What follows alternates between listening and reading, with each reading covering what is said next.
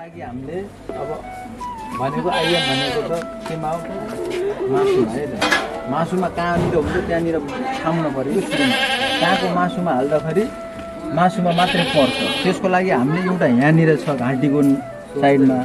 जसमा हामीले यो पाता जुन भन्छ त पाता तिमीले पढि नै हाल्छौ है पढि पनि सक्या होला है के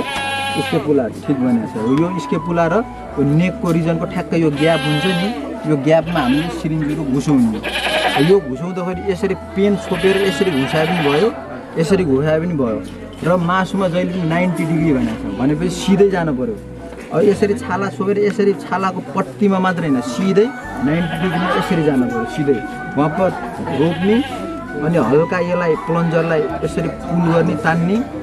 हल्का तान्दाखेरि थापै हालिन्छ यदि रगतमा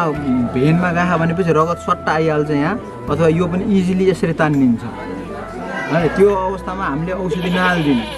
यदि हाल्दाखेरि अलिकति टाइट जस्तो भयो यहाँनिर हावा मात्र यसो आयो जस्तो गयो भनेपछि सही ठाउँमा मासुमा गएको छ भन्ने हुन्छ अनि अब औषधि हाल्दिनु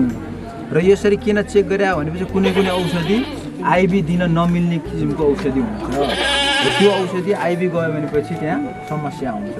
एउटा त्यहाँ भयो यो किन खुर्किया भनेपछि हामीले अहिले सुरुमा तिमीले साइड नथाहा पाउने भए भएर नत्र यसरी खुर्किन्नौँ है अरू बेलामा अब यहाँ पनि त्यही हो यहाँ पनि अलिकति मैले खुर्केर देखाइदिन्छु यो छाला ट्याक्क मासु यहाँनिर ट्याक्क अब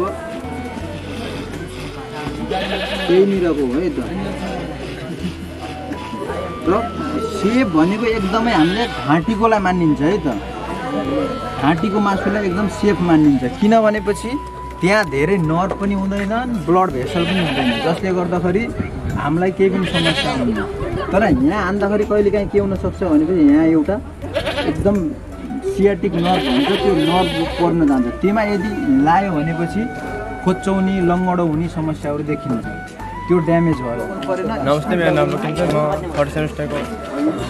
स्टुडेन्ट आज हामीले आइबी दिइरहेको छौँ आइबी चाहिँ मासुमा दिइन्छ मासुमा दिनलाई चाहिँ 90 डिग्री छिराउनु पर्यो त्यही भएर मासुको अरू भ्यालुहरूमा चाहिँ छिराउनु हुँदैन त्यसैले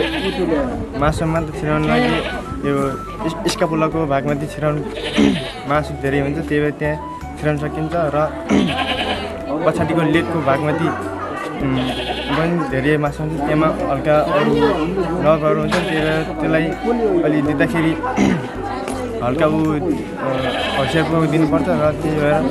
नर्भको भागमा दियो अलि नर्म गयो भने अरू लङ्गडो हुनसक्छ अनि त्यही भएर हामीले चाहिँ अलि मासु भएको ठाउँमा दिनुपर्छ